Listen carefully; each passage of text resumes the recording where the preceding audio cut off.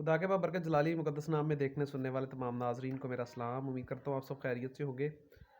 दोस्तों, यूट्यूब पे इसलिए नहीं आ सका अभी तक क्यों मेरा ऑपरेट हुआ है और उस ऑपरेट की वजह से मुझे बैठने में काफ़ी मुश्किलात का सामना है। क्योंकि ये ऑपरेशन जब आपके कमर में एक इंजेक्शन लगाया जाता है आपको बेहोश करने के लिए, तो उस इंजेक्शन की वजह से आपको बाज़ दफ़ा स्पाइनल हेडेक हो जाता है, तो वो खिंचाव हो जाता है, तो वो खिंचाव का सामना है जिसकी वजह से मैं प्रॉपर्ली अब यूट्यूब पे काम नहीं कर रहा। और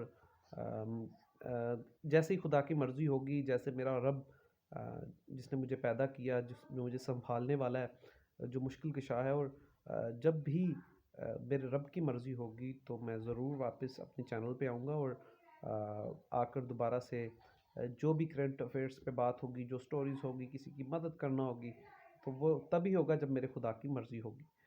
तो कुछ दिन बेड रेस्ट पे हूँ। आज थोड़ा-सा मैंने कोशिश की है एक्टिव होने की।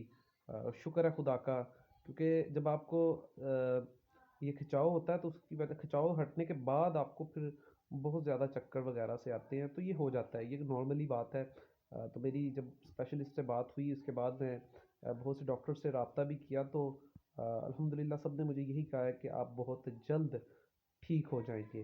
तो शुक्र है मेरे रब का कि वो मेरे साथ है। और एक चीज़ और बताना चाहता हूँ कि कोशिश करें कि आप किसी भी किस्म की टेंशन ना लें। जो कुछ होना है वो मेरे खुदा की मर्ज़ी से होना, आपके सोचने से कुछ भी नहीं होना। सोचने से उल्टा आपका बहुत ज़्यादा नुकसान होगा। तो इसी चीज़ का नुकसान जो है वो मैंने उठाया है ये पिछले कुछ दिनों से, कि मैंने अपनी ये थोड़ा-से मसले के बारे में इतना सोच लिया कि मैं डिप्रेशन में आ गया और अब मुझे वो रिकवर करने में मुश्किलात का सामना करना पड़ा।